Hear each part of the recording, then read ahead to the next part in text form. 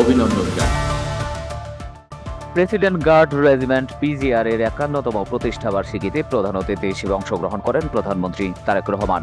রবিবার দুপুরে ঢাকা সেনানিবাসে পিজিআর সদর দপ্তরে আয়োজিত অনুষ্ঠানে সেনা সদস্যরা প্রধানমন্ত্রীকে রাষ্ট্রীয় সালাম জানান।